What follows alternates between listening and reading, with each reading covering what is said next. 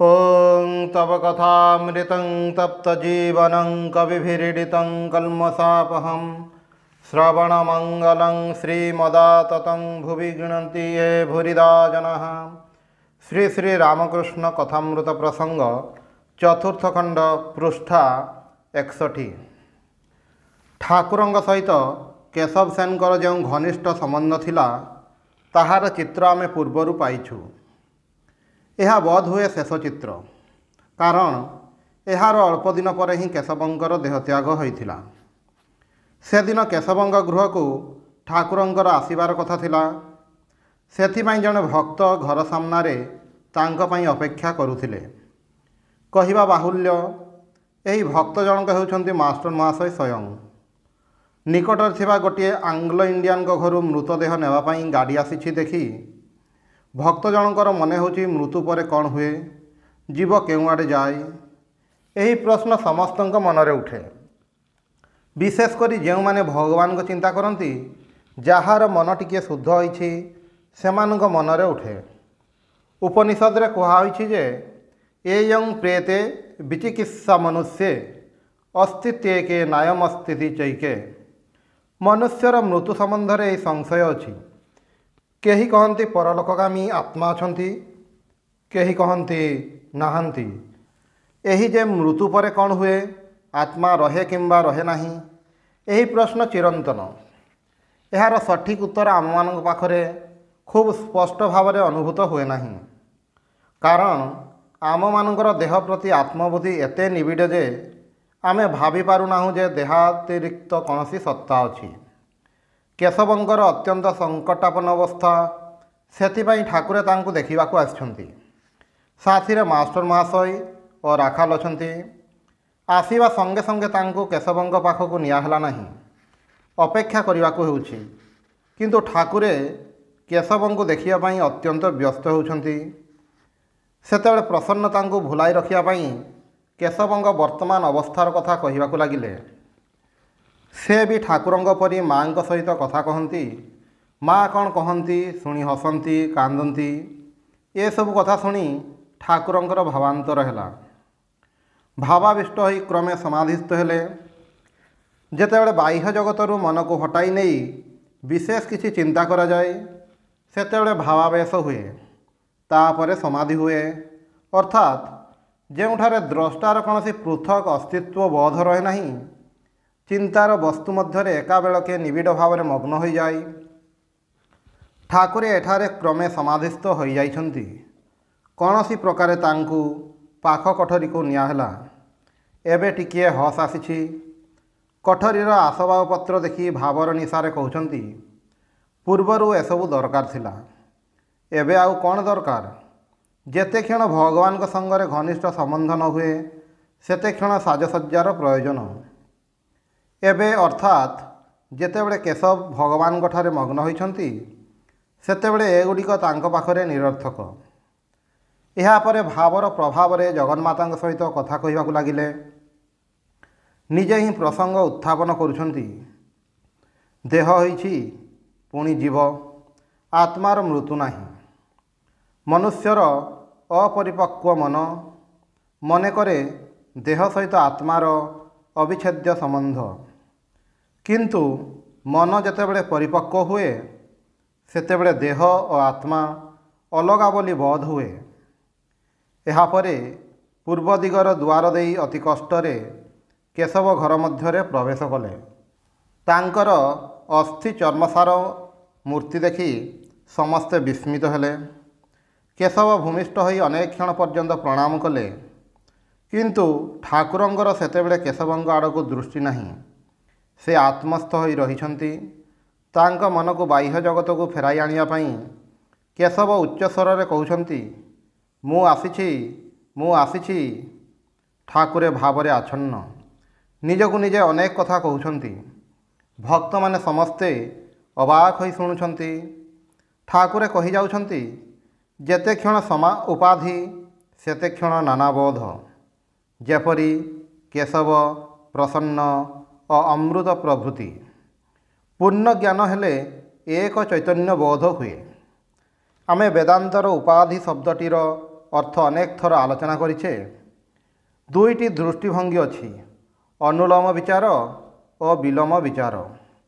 अनुलोम विचार रे नेति नेति करी वैचित्र को त्याग करी एक तत्व रे प्रतिष्ठा करा जाए एवं विलोम विचार रे कहा जाए ब्रह्म ही जीव जगत चतुर्विंशति तत्व होइछन्ति। पूर्ण ज्ञान हेले अनुलोम विलोम उभय भाव रे जगतर सर्वत्र ब्रह्म को अनुस्यूत देखा जाए। एही अवस्था को ठाकुरे विज्ञानीर अवस्था कहउछन्ति। ताहा सत्ते शक्ति विशेष अछि।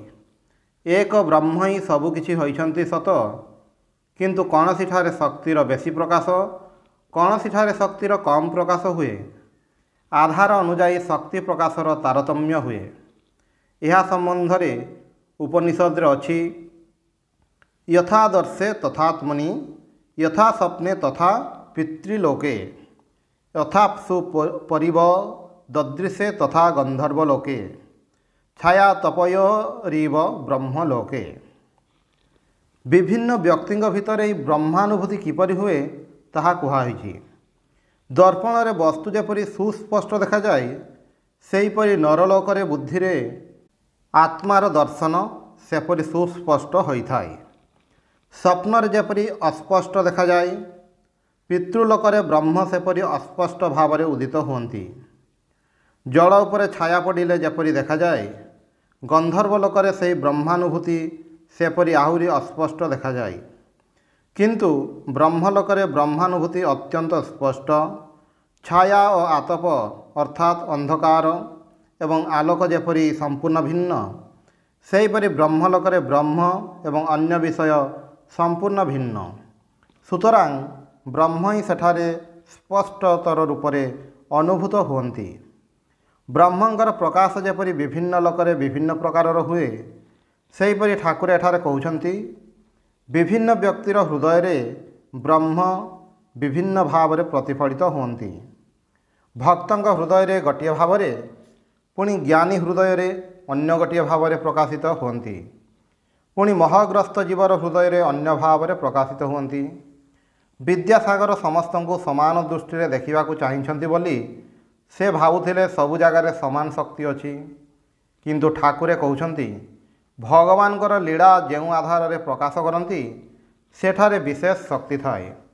50 जन लोकंकु हराई देवार शक्ति जनक भितरे आसे किपरि? ऐसी शक्तिर विशेष प्रकाश नहेले यह संभव नुहे। गीतारे अछि यत् यत् विभूतिं मत् सत्वं श्रीमद् ऊर्जितम् एव वा तत्तत् एव अवगच्छ त्वं मम तेजं असंभवम्। जहा किछि ऐश्वर्यवान सौंदर्य विशिष्ट और विशेष शक्ति विशिष्ट सेही सब वस्तु मोर तेजर अंश संभूत बोली जानिब। केवल प्रकाशर तारतम्य अछि। तापरे कहउछन्ति केउठी केउठी तांक शक्तिर विशेष प्रकाश ताहा किपरि बुझिबु? उत्तर हेउछि कार्यरु शक्तिर अनुमान करा जाई पारे। जेउठारे बेसी कार्य सेठारे विशेष शक्तिर प्रकाश बोली अनुमान करिवाकु हेबो। ब्रह्म और शक्ति अभेद, गोटिए को छाड़ी अन्य को भावी हुए नहीं। जेउठारे निर्विशेष ब्रह्म सेठारे शक्तिर कौनसी तारतम्य नहीं, सेठारे कार्य नहीं, वैचित्र नहीं, कौनसी विशेष अनुभव मध्य नहीं। किंतु जेउठारे वैचित्र अछि सेठारे क्षुद्र बृहत इत्यादि पार्थक्यर अनुभव अछि। सेठारे शक्तिर प्रकाश रे तारतम्य घटे। सेथिपाई कहउछन्ति ब्रह्म और आद्याशक्ति अभेद संपर्कयुक्त। न्यायर भाषा रे एही संबंध को कहा जाए समवाय संबंध अथवा नित्य संबंध। वेदांतर भाषा रे एही संबंध होउछि तादात्म्य संबंध बा अभेद संबंध। आद्याशक्ति ही एही जीव जगत और चतुर्विंशति तत्व होइछन्ति। तापरे दृष्टांत देई कहउछन्ति राखाल नरेंद्र और अन्य पिलामानंक पई एते व्यस्त हुए काहीकि? भोलानाथ को पचारि जानिले समाधिस्थ लोक समाधिरु ओह्लाई आसी सत्वगुणी भक्त मानकु नहीं रुहंती। एही सब पिलामानंक भितरे भगवानकर विशेष प्रकाश देखिबाकु पांती। सेथिपाई एमानंकु नहीं से आनंद करती। जेउठारे ईश्वरंकर प्रकाश बेसी सेठारे आकर्षण मध्य बेसी हुए। ଏହାପରେ କହୁଛନ୍ତି ଭାବ ସମୁଦ୍ର ଉଛୁଳିଲେ ପଡ଼ିଆରେ ମଧ୍ୟ ବାଉଁଶେ ପାଣି ହୁଏ। ଈଶ୍ୱର ଲାଭ କରିବା ପରେ ତାଙ୍କୁ ସର୍ବତ୍ର ଦେଖିବା ସମ୍ଭବ। ଯାହା ଯାହା ନେତ୍ର ପଡ଼େ ତାହା କୃଷ୍ଣ ସ୍ଫୁରେ। ଯେଉଁଠାରେ ଯେଉଁଠାରେ ଦୃଷ୍ଟି ପଡ଼େ ସେହିଠାରେ ହିଁ ଈଶ୍ୱର ଦୃଷ୍ଟିଗୋଚର ହୁଅନ୍ତି। ଅନ୍ୟତ୍ର ଦୃଷ୍ଟାନ୍ତ ଦେଇଛନ୍ତି ଛାତକୁ ଉଠିବା ପରେ ଦେଖାଯାଏ ଯେଉଁ ଜିନିଷରେ ଛାତ ତିଆରି ହୋଇଛି ସେହି ଜିନିଷରେ ହିଁ ସିଡ଼ି ତିଆରି ହୋଇଛି। ସୁତରାଂ ସମାଧିରୁ ଓହ୍ଲାଇ ଆସିବା ସମୟରୁ ହିଁ ସମାଧିସ୍ଥ ବ୍ୟକ୍ତି ଗୋଟିଏ ସୂତ୍ର ଧରିଥାନ୍ତି, ଯେଉଁ ସୂତ୍ର ସର୍ବତ୍ର ଅନୁସ୍ୟୁତ ହୋଇ ରହିଛି। ସେ ଦେଖନ୍ତି ଯେ ସେହି ଏକ ଈଶ୍ୱର ସର୍ବତ୍ର ବିରାଜମାନ ଅଛନ୍ତି। ଏହାପରେ କହୁଛନ୍ତି ଯିଏ ବ୍ରହ୍ମ ସେ ହିଁ ଆଦ୍ୟା ଶକ୍ତି।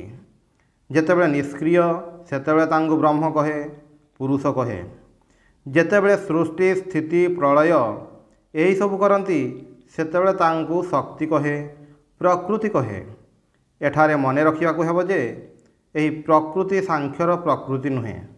ସେଠାରେ ପୁରୁଷ ନିର୍ବିଶେଷ ଚୈତନ୍ୟ ଏବଂ ଶକ୍ତି ହେଉଛି ଜଡ଼ବସ୍ତୁ, ସମ୍ପୂର୍ଣ୍ଣ ପୃଥକ୍ ବସ୍ତୁ।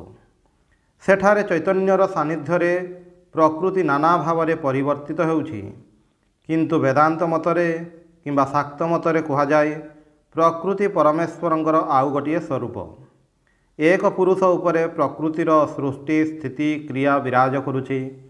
ସେହି ଶକ୍ତି ପୁରୁଷ ଉପରେ ପ୍ରତିଷ୍ଠିତ। ସେଥିପାଇଁ ଶାକ୍ତ ମତରେ ଶିବଙ୍କ ଉପରେ ଶକ୍ତି ଠିଆ ହୋଇଛନ୍ତି। ଶିବ ହେଉଛନ୍ତି ଶକ୍ତିର ଆଧାର। ଶକ୍ତି ଶିବଙ୍କ ଛଡ଼ା ଅନ୍ୟତ୍ର ରହିପାରନ୍ତି ନାହିଁ। ପୁନଶ୍ଚ ଶିବ ମଧ୍ୟ ଯଦି ଶକ୍ତିର ଆଶ୍ରୟ ନ ହୁଅନ୍ତି ତାହେଲେ ସେ ଜଗତର ସୃଷ୍ଟି ସ୍ଥିତି ଓ ଲୟ କରିପାରନ୍ତି ନାହିଁ। ଏହି ଶିବ ହିଁ ସେହି ଶୁଦ୍ଧ ପରମେଶ୍ୱର ରୂପୀ ଚୈତନ୍ୟ। ସୁତରାଂ ବ୍ରହ୍ମ ଓ ଶକ୍ତି ଅଭେଦ। ଯେତେ କ୍ଷଣ ପୃଥକ୍ ଜ୍ଞାନ ଥାଏ ସେତେ କ୍ଷଣ ପୁରୁଷ ଓ ପ୍ରକୃତି ଦୁଇଟି ଅଲଗା ମନେ ହୁଏ। କିନ୍ତୁ କେବଳ ପୁରୁଷ କିମ୍ବା କେବଳ ପ୍ରକୃତି ଭାବି ହୁଏ ନାହିଁ। ଯେଉଁଠାରେ ବୈଚିତ୍ର୍ୟ ସେଠାରେ ଉଭୟକୁ ଭାବିବାକୁ ହୁଏ।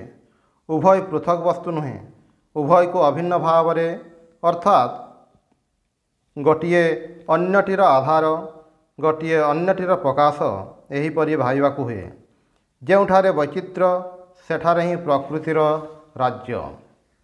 ଏହାପରେ କେଶବଙ୍କୁ ଲକ୍ଷ୍ୟ କରି କହୁଛନ୍ତି ମା। କେଉଁ ମା? ଜଗତର ମା। ଜଗତର ମା ଅର୍ଥାତ୍ ଏହି ଜଗତ ଯାହାଙ୍କ ଦ୍ୱାରା ସୃଷ୍ଟ ହୋଇଛି, ଯିଏ ନିଜର ସନ୍ତାନମାନଙ୍କୁ ସର୍ବଦା ରକ୍ଷା କରୁଛନ୍ତି ଏବଂ ଧର୍ମ ଅର୍ଥ କାମ ମୋକ୍ଷ ଯିଏ ଯାହା ଚାହୁଁଛି ତାକୁ ତାହା ଦେଉଛନ୍ତି, ସେ ହିଁ ଜଗତର ମା। ସେ ହିଁ ସଂହାର ମଧ୍ୟ କରୁଛନ୍ତି। ସଂହାର ମାନେ ହତ୍ୟା ନୁହେଁ, ନିଜ ଭିତରେ ସମ୍ୟକ୍ ରୂପେ ଆହରଣ କରିନେବା। ସେ ନିଜ ଭିତରୁ ଜଗତକୁ ପ୍ରକାଶ କରୁଛନ୍ତି, କିଛି କ୍ଷଣ ରଖୁଛନ୍ତି, ପୁଣି ନିଜ ଭିତରେ ତାକୁ ଲୀନ କରିନେଉଛନ୍ତି। ଆଉ ଗୋଟିଏ ଭାବିବାର ବିଷୟ ଅଛି। ଏହି ମା ଯିଏ ଯାହା ଚାହୁଁଛି ତାକୁ ତାହା ଦେଉଛନ୍ତି। ଆରାଧିତା ଶୈବ ନୃଣାଂ ଭୋଗ ସ୍ୱର୍ଗାପ ବର୍ଗଦା।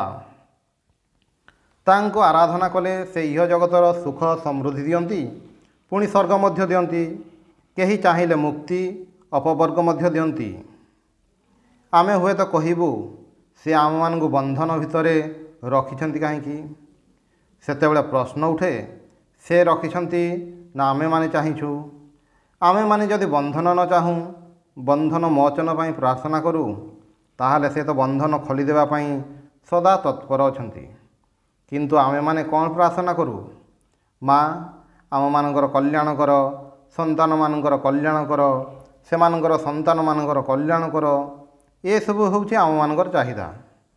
ଏସବୁ ଛାଡ଼ି ଦେଇ କେବଳ ମାଆଙ୍କୁ ଆମେମାନେ ଚାହୁଁନାହୁଁ। ଫଳରେ ମା ମଧ୍ୟ ଉଦାସୀନ ଥାନ୍ତି। କିନ୍ତୁ ଯେତେବେଳେ ଖେଳନା ଫିଙ୍ଗି କେବଳ ମାଆଙ୍କୁ ଚାହିଁବୁ, ସେତେବେଳେ ମା କଳକୁ ନେବା ପାଇଁ ଅବଶ୍ୟ ହିଁ ପ୍ରସ୍ତୁତ। ସୁରଥ ରାଜା ସ୍ୱର୍ଗାଦି ଲୋକ ଚାହିଁଥିଲେ। ସେଥିପାଇଁ ତାଙ୍କୁ ଏପରି ସ୍ୱର୍ଗ ଦେଲେ ଯେଉଁଠାରେ ଭୋଗର ଚୂଡ଼ାନ୍ତ ଅବସ୍ଥା ଉପଲବ୍ଧ। ପୁଣି ସମାଧି ବୈଶ୍ୟ ମୋକ୍ଷ ମାଗିବାରୁ ମା ତାଙ୍କୁ ମୋକ୍ଷ ଦେଲେ। ଠାକୁରେ କହୁଛନ୍ତି ଛୋଟ ପିଲା ସନ୍ଧ୍ୟା ସମୟରେ ଖେଳନା ଫିଙ୍ଗି କେବଳ ମାଆକୁ ଚାହେଁ, ଅନ୍ୟ କିଛି ହେଲେ ନେବାକୁ ଚାହେଁ ନାହିଁ, ଫିଙ୍ଗି ଦିଏ। ସେହିପରି ଆମମାନଙ୍କର ଯଦି କୌଣସି ଦିନ ମାଆଙ୍କ ପାଇଁ ଏପରି ବ୍ୟାକୁଳତା ଆସେ, ତାହେଲେ ମା ଆଉ ଲୁଚି ରହିପାରିବେ ନାହିଁ, ଦୌଡ଼ି ଚାଲି ଆସିବେ।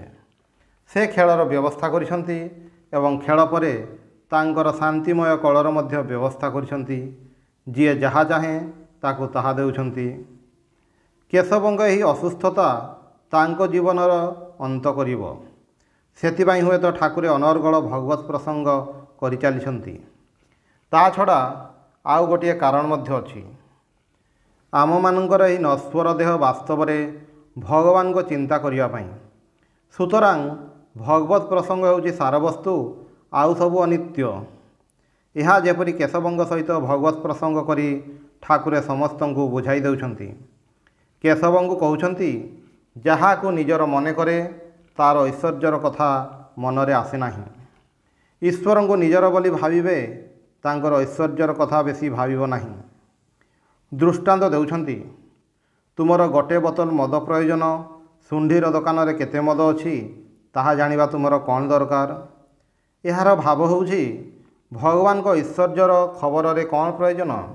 ତାଙ୍କୁ ଭଲ ପାଅ, ତାଙ୍କ ସଙ୍ଗରେ ଘନିଷ୍ଠତା କର, ତାପରେ ଯଦି ଦରକାର ହୁଏ ସେ ହିଁ ତାଙ୍କର ସମସ୍ତ ଐଶ୍ୱର୍ଯ୍ୟର ଖବର ଦେବେ। ପ୍ରକୃତ କଥା ହେଉଛି, ମନୁଷ୍ୟ ନିଜେ ଐଶ୍ୱର୍ଯ୍ୟ ଭଲ ପାଏ, ସେଥିପାଇଁ ଭାବେ ଈଶ୍ୱର ମଧ୍ୟ ଐଶ୍ୱର୍ଯ୍ୟ ଭଲ ପାଆନ୍ତି। ସେଥିପାଇଁ ଠାକୁରଙ୍କୁ ଗହଣା ତିଆରି କରି ପିନ୍ଧାଏ। ବିଷ୍ଣୁ ମନ୍ଦିରର ଗହଣା ଚୋରି ହେବାରୁ ମଥୁରବାବୁ ଆକ୍ଷେପ କରିଥିଲେ। ଠାକୁରେ ତାଙ୍କୁ କହିଥିଲେ, ତୁମ ପାଖରେ ଗହଣା ମୂଲ୍ୟବାନ, ଈଶ୍ୱରଙ୍କ ପାଇଁ ଏଗୁଡ଼ିକ ମାଟିର ଢେଲା। ଠାକୁରେ କହିଥିଲେ, ଈଶ୍ୱର କ'ଣ ଐଶ୍ୱର୍ଯ୍ୟର ବଶ? ସେ ଭକ୍ତିର ବଶ। ସେ କ'ଣ ଚାହାନ୍ତି? ଟଙ୍କା ନୁହେଁ, ସେ ଭାବ, ପ୍ରେମ, ଭକ୍ତି, ବିବେକ, ବୈରାଗ୍ୟ ଏହିସବୁ ଚାହାନ୍ତି। ବିବେକ ବୈରାଗ୍ୟବାନ ଭକ୍ତ ଜାଣେ ଯେ ଏହିସବୁ ଐଶ୍ୱର୍ଯ୍ୟରେ ଭଗବାନଙ୍କର କୌଣସି ପ୍ରୟୋଜନ ନାହିଁ। ସେଥିପାଇଁ ଠାକୁରେ ତିନି ପ୍ରକାର ଭକ୍ତଙ୍କ କଥା କହିଛନ୍ତି, ସତ୍ୱଗୁଣୀ, ରଜଗୁଣୀ ଓ ତମଗୁଣୀ। ତମଗୁଣୀ ଭକ୍ତ ଈଶ୍ୱରଙ୍କୁ ବଦାବଳି ଦିଏ, ରଜଗୁଣୀ ଭକ୍ତ ଆଡ଼ମ୍ବର କରି ପୂଜା ଦିଏ ଏବଂ ସତ୍ୱଗୁଣୀ ଭକ୍ତ ଅତି ଗୋପନରେ ସାମାନ୍ୟ ଆୟୋଜନ କରି ପୂଜା କରେ। ବାସ୍ତବିକ ଈଶ୍ୱର ବିବେକ, ବୈରାଗ୍ୟ, ପ୍ରେମ ଓ ଭକ୍ତି ଚାହାନ୍ତି। ବୈରାଗୀ ଚୂଡ଼ାମଣି ସନାତନ ଗୋସ୍ୱାମୀଙ୍କ ଜୀବନରେ ଏହିପରି ତୀବ୍ର ବୈରାଗ୍ୟର କଥା ଅଛି। ସେ ତାଙ୍କ ଦିଅଙ୍କୁ କହୁଛନ୍ତି, ଆଜି ତୁମେ ଲୁଣ ଚାହିଁଛ, କାଲି କହିବ ଲହୁଣୀ ଦିଅ, ତାପରେ କହିବ ଆହୁରି କିଛି ଦିଅ। ଏସବୁ ମୋ ଦ୍ୱାରା ହେବ ନାହିଁ। ମୋ ପାଖରେ ଯାହା ଅଛି ତାହା ତୁମକୁ ଖାଇବାକୁ ହେବ। ଏହାର ନାମ ବୈରାଗ୍ୟ। ପୁଣି ଯେତେବେଳେ ସନାତନ ଗୋସ୍ୱାମୀଙ୍କ ସ୍ପର୍ଶରେ ସୌଦାଗରର ନୌକା ଭାସି ଉଠିଲା, ସୌଦାଗର ଦିଅଙ୍କ ପାଇଁ ମନ୍ଦିର କରିଦେଲେ। ସେତେବେଳେ ସନାତନ ଗୋସ୍ୱାମୀ କହୁଛନ୍ତି, ହେ ପ୍ରଭୁ, ବୁଝିଛି, ଏବେ ତୁମର ଭୋଗର ବାସନା ହୋଇଛି। ତୁମର ଭୋଗ ନେଇ ତୁମେ ଥାଉ, ମୋତେ ସେସବୁ ପୋଷାଇବ ନାହିଁ, ମୁଁ ଚାଲିଲି। ତୀବ୍ର ବୈରାଗ୍ୟ ହେଲେ ଭଗବାନଙ୍କ ପାଇଁ ମଧ୍ୟ କୌଣସି ଭୋଗର ଆୟୋଜନ ଭକ୍ତ ସହିପାରନ୍ତି ନାହିଁ। ତାପରେ କେଶବଙ୍କ ସହିତ କଥା ପ୍ରସଙ୍ଗରେ କହୁଛନ୍ତି, ତୁମର ଅସୁସ୍ଥତା କାହିଁକି ହୋଇଛି ତାହାର କାରଣ ଅଛି। ଶରୀର ଭିତର ଦେଇ ଅନେକ ଭାବ ଚାଲିଯାଇଛି, ସେଥିପାଇଁ ଏପରି ହୋଇଛି। ଠାକୁରଙ୍କ ନିଜ ଜୀବନରେ ଏହାର ଅନୁଭବ ତ ଅଛି, ଶ୍ରୀ ଚୈତନ୍ୟଙ୍କ ଜୀବନରେ ମଧ୍ୟ ଅଛି। ଭାବର ପ୍ରଭାବରେ ତାଙ୍କ ଶରୀରର ଲୋମକୂପ ଦେଇ ରକ୍ତପାତ ହେଉଥିଲା। ଖୁବ୍ ଉଚ୍ଚ ଶକ୍ତି ସମ୍ପନ୍ନ ବୈଦ୍ୟୁତିକ ତାର ସ୍ପର୍ଶ କଲେ ଯେପରି ହୁଏ, ସମସ୍ତ ଶରୀରରେ ସେହିପରି ଭାବର ପ୍ରଭାବ ବହିଯାଏ।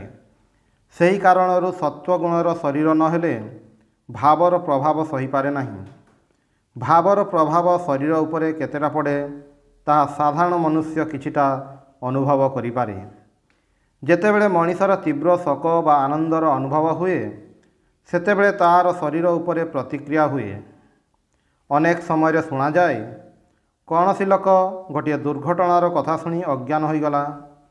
ଭାବର ବେଗ ସହିପାରି ନାହିଁ, ସେଥିପାଇଁ ଜ୍ଞାନ ହରାଇ ଦେଇଛି। ଭଗବତ ଅନୁଭବର ଆନନ୍ଦ ଏତେ ତୀବ୍ର ଯେ ଖୁବ୍ ଶୁଦ୍ଧ ସତ୍ୱ ଶରୀର ନହେଲେ ଧାରଣ କରିପାରେ ନାହିଁ। ଠାକୁରେ ନିଜର ଅନୁଭବରୁ କହୁଛନ୍ତି, ଏହି ଭାବ ଯେତେବେଳେ ଆସେ ସେତେବେଳେ ବୁଝାଯାଏ ନାହିଁ, କିନ୍ତୁ ପରେ ଶରୀର ଉପରେ ଏହାର ପ୍ରଭାବ ବୁଝାଯାଏ, ଯେପରି ଭିତରେ ତଳପାଡ଼ ହୁଏ। କେଶବଙ୍କୁ ଠାକୁରେ କହୁଛନ୍ତି, ରୋଗର ଟିକିଏ ବି ବାକି ରହିଲେ ଡାକ୍ତର ଯେପରି ହାସ୍ପାତାଳରୁ ଛାଡ଼ନ୍ତି ନାହିଁ, ସେହିପରି ଶୁଦ୍ଧିର ଟିକିଏ ବି ବାକି ଥିଲେ ଈଶ୍ୱର ଛାଡ଼ନ୍ତି ନାହିଁ। ଭଗବତ ମାର୍ଗରେ ଗଲେ ସମସ୍ତ ବେଗ, ସମସ୍ତ କଷ୍ଟ ସହିବାକୁ ହେବ, ଉପାୟ ନାହିଁ। ଠାକୁରେ କହୁଛନ୍ତି, ହୃଦୁ କହୁଥିଲା, ଏପରି ଭାବ ଦେଖି ନାହିଁ, ଏପରି ରୋଗ ମଧ୍ୟ ଦେଖି ନାହିଁ। ଅସଲ କଥା, ସେତେବେଳେ ତ ଆଉ ଦେହ ବୁଦ୍ଧି ନଥିଲା। ଦେହ ଉପରେ କ'ଣ ହେଉଛି ନ ହେଉଛି ସେ ପ୍ରଶ୍ନ ହିଁ ମନରେ ଉଠୁନଥିଲା। ସେତେବେଳେ ମନ ସୂକ୍ଷ୍ମ ତତ୍ତ୍ୱରେ ସ୍ଥିର ଥିଲା। ପରେ କେଶବଙ୍କୁ କହୁଛନ୍ତି, ଶିଶିର ପଡ଼ିବ ବୋଲି ମାଡ଼ି ବସରାଇ ଗୋଲାପ ଗଛର ଚେର ପର୍ଯ୍ୟନ୍ତ ମାଟିରୁ ବାହାର କରିଦିଏ। ଅର୍ଥାତ୍ ଏହି ରୋଗ ଭୋଗିବା ଯେପରି ଭବିଷ୍ୟତର ଗୋଟିଏ ବିରାଟ କିଛି ସମ୍ଭାବନାର ସୂଚନା। ପୂର୍ବଥର କେଶବଙ୍କ ଅସୁସ୍ଥତା ସମୟରେ ଠାକୁରଙ୍କ ମନ ଖୁବ୍ ବ୍ୟାକୁଳ ହୋଇଥିଲା। କିନ୍ତୁ ଏଥର ତାଙ୍କର ମନ ଯେପରି ସ୍ୱୀକାର କରିନେଇଛି ଯେ କେଶବ ଆଉ ବେଶୀ ଦିନ ବଞ୍ଚିବେ ନାହିଁ। ସେଥିପାଇଁ ସେତେ ବ୍ୟାକୁଳ ହୋଇନାହିଁ। ଏହାପରେ ଯେତେବେଳେ କେଶବ ସେନଙ୍କ ମା ଠାକୁରଙ୍କୁ କେଶବଙ୍କ ରୋଗ ଦୂର କରିଦେବା ପାଇଁ ଅନୁରୋଧ କଲେ, ସେ କହିଲେ, ମା ଆନନ୍ଦମୟୀ ଦୁଃଖ ଦୂର କରିବେ। ପୁଣି କେଶବଙ୍କୁ କହୁଛନ୍ତି, ସ୍ତ୍ରୀ ଲୋକମାନଙ୍କ ଭିତରେ ରହିଲେ ଆହୁରି ବୁଡ଼ିଯିବ। ଈଶ୍ୱରୀୟ କଥା ହେଲେ ବେଶୀ ଭଲ ରହିବ। ସଂସାରର ପରିବେଶ ମନକୁ ନିମ୍ନମୁଖୀ କରାଇ ଦିଏ। ସେଥିପାଇଁ ସତର୍କ କରାଇ ଦେଉଛନ୍ତି। ଠାକୁରେ ଶରୀରର ଲକ୍ଷଣ ଦେଖି ଲୋକଙ୍କ ଚରିତ୍ର ବୁଝିପାରୁଥିଲେ। କେଶବଙ୍କ ହାତ ଓଜନ କରି ଦେଖୁଛନ୍ତି, ହାଲୁକା ନା ଭାରି। କହୁଛନ୍ତି, ଖଳ ଲୋକମାନଙ୍କର ହାତ ଭାରି ହୁଏ। ତେବେ ଶାରୀରିକ ତ୍ରୁଟିଗୁଡ଼ିକ ସବୁ ସମୟରେ ନିର୍ଭୁଲ ହୁଏ ନାହିଁ। ଓଂ ନିରଞ୍ଜନମ୍ ନିତ୍ୟମନନ୍ତରୂପଂ ଭକ୍ତାନୁକମ୍ପାଧିତ ବିଗ୍ରହଂ ବୈ ଈଶାବତାରଂ ପରମେଶମିଡ୍ୟଂ ତଂ ରାମକୃଷ୍ଣଂ ଶିରସା ନମାମି।